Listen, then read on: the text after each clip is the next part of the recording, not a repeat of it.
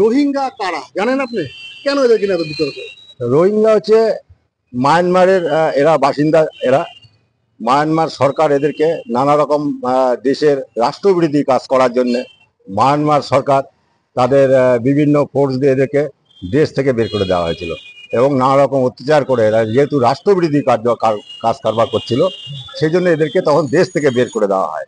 তারাই রোহিঙ্গা। তারা তখন দেশ থেকে বের হয়ে বিভিন্ন জায়গায় বিভিন্ন দেশ সমুদ্র নদী ধরে ধরে বিভিন্ন দেশে আশ্রয়ের জন্য তারা ঘুরে বেড়ায়। রোহিঙ্গা রোহিঙ্গা কারা জানেন? কেন এরা বিতর্কিত? আমরা পেপার পেপার পড়ে বা খবরের মাধ্যমে যেটুকু জানতে পেরেছি, রোহিঙ্গারা মায়ানমার থেকে আগত। তারা বাংলাদেশ হয়ে যে সমস্ত জায়গায় আমাদের ভারতবর্ষেও পশ্চিমবঙ্গে প্রচুর রোহিঙ্গা এখানে বসবাস করছে। তারা উদ্বাস্তু টাইপের, যেখানে যেখানে আস্তানা পায়, যেখানে যেখানে খাওয়ার পাচ্ছে, যেখানে যারা তাদেরকে দিয়ে ব্যবহার করছে, তাদেরকে আমরা জানি রোহিঙ্গারা একটু উগ্রপন্থী। তারা উগ্র মানসিকতার মানুষ।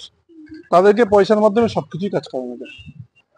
না, এই বিষয়টাকে আমি একটু ব্যক্তিগতভাবে অন্যভাবে দেখছি। আমি রোহিঙ্গা বা এরকম ধরনের কোনো তকমা দিতেই রাজি না।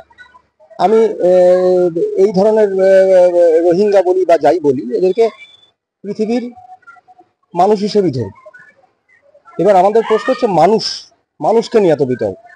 মানুষ ছুটে বেড়াচ্ছে, মানুষ এদেশ ছেড়ে ওদেশে যাচ্ছে, ওদেশে আস্তানা করার চেষ্টা করছে, ওখানে তার নাগরিকত্ব পাওয়ার চেষ্টা করছে। কেন? তার অভাবটা কোথায়?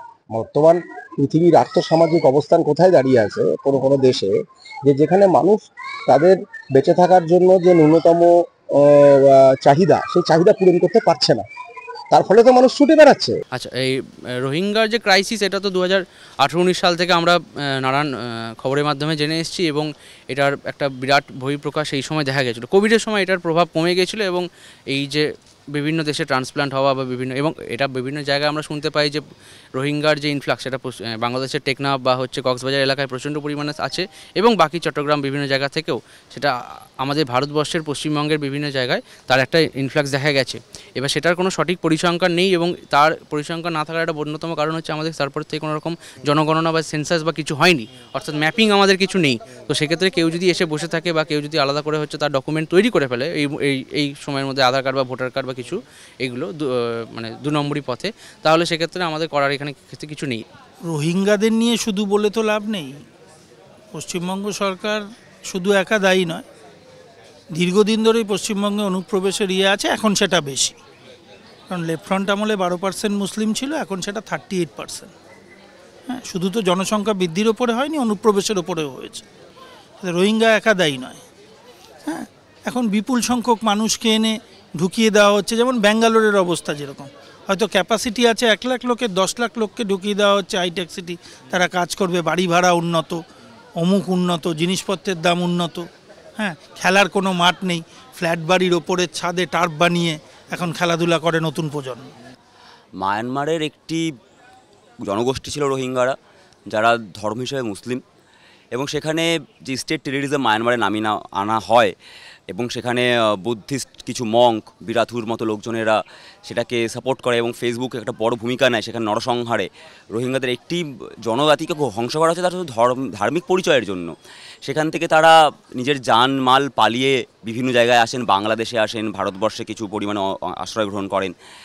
কিন্তু বর্তমানে যে প্রপাগান্ডা চালানো হচ্ছে যে তাদের জন্য পশ্চিমবঙ্গের জনসংখ্যা বেড়ে যাচ্ছে, আমি তো লাস্ট যেটুকু জানি 2011 সালে জনগণনার ডেটার পরে নতুন কোনো জনগণনার ডেটা পাবলিশ করা হয়নি। 10 বছরের উপরে কেটে যাওয়ার পরও এখন পাবলিশ করা হয়নি। তো সরকারি তথ্য কোথা থেকে দিচ্ছে আমি জানি না। আমি স্পেসিফিক্যালি রোহিঙ্গার কথা বলতে পারবো না, কিন্তু অনুপ্রবেশের প্রশ্ন তো কেন্দ্রীয় সরকারের দায়িত্ব। আমাদের বর্ডার এরিয়া, আমাদের সীমান্ত এরিয়া, সেখানে যাতে সীমান্ত রক্ষীরা ভূমিকা পালন করতে পারে এবং সেখানে যাতে অবৈধ অনুপ্রবেশ যাতে না হতে পারে।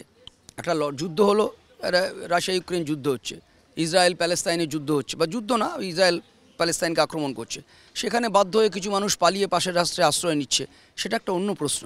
কিন্তু সাধারণভাবে একটা দেশের সীমা লঙ্ঘন করে অন্য দেশের মানুষ ঢুকে পড়বে, সেক্ষেত্রে আমাদের সীমান্তরক্ষী বাহিনী, আমাদের যে আইন, আমাদের যে নিয়মকানুন অবৈধ অনুপ্রবেশকারীদের ক্ষেত্রে, এটা আরও দৃঢ়তার সঙ্গে, আরও অত্যন্ত গুরুত্ব দিয়ে এই বিষয়টা দেখা উচিত, যাতে এটাকে আমরা সবাই মিলে আটকাতে পারি। এখানে কোনো নির্দিষ্ট রাজনীতির প্রশ্ন না, এটা দেশের প্রশ্ন। দেশকে রক্ষা করবার ক্ষেত্রে সামগ্রিকভাবে রাজনীতি, দলমত নির্বিশেষে আমাদের ব্যবস্থা গ্রহণ করা উচিত। একটা তো অবশ্যই আছে যে ভোটে যেটা মানে ধর্ম নিয়ে যেটা চলছে ভোটে, সব হিন্দু মুসলিম যেটা নিয়ে চলছে, দেশেও চলছে রাজ্যেও চলছে। তো সেই দিকে তো একটা রাজনৈতিক দিক থাকতেই পারে যে তাদের আশ্রয় দেওয়ার ক্ষেত্রে। তারপর তো কেন্দ্রে সিসিএ বা এনআরসি যেটা আছে, হ্যাঁ, তো একটা কিছু মনে হয় আছে। রোহিঙ্গারা কারা আমরা চিনি না, তবে শুনি যে রোহিঙ্গারা আছে, কিন্তু আমি কখনো চোখে দেখিও নি, তাদেরকে বলতেও পারবো না। তবে এটুকু জানি যেন রোহিঙ্গা এসব নিয়ে যেন না কিছু হয়, আমাদের দেশটা ভালো মতো চলুক, এটাই আমরা প্রার্থনা করি। দেশটা ভালো মতো উন্নতি হবে, চলুক, যেন কোনো ঝুট ঝামেলা না হয়। আর রোহিঙ্গা বলতে আর কি আমি এখন পর্যন্ত জানি। আর বিতর্কিত তো হচ্ছে এটা নিয়ে বিতর্কিত অনেকদিন ধরেই আমি এসব কথা শুনছি, কিন্তু রোহিঙ্গা আমি কখনো চোখে দেখিনি। কাদের রোহিঙ্গা বলে, কারা রোহিঙ্গা, এটা আমি কিছুই জানি না। তবে আগামী দিনেও আমরা রোহিঙ্গাকে কোনোদিন দেখিও নি, আমি কতদিনও কোনোদিন দেখিনি। তবে একটুকু কথা বলবো, দেশ যাতে সুষ্ঠুভাবে চলে, এটাই আমরা প্রার্থনা করি। হচ্ছে যে রোহিঙ্গা নিয়ে যে বিতর্ক তৈরি হচ্ছে প্রতি মুহূর্তে আমরা শুনতে পাই।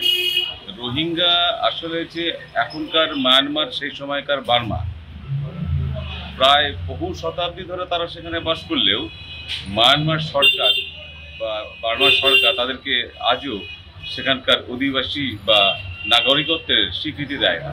ফলে রোহিঙ্গারা বারবার এখানে ওখানে ছড়িয়ে ছিটিয়ে তাদের যাতায়াত করতে হয়।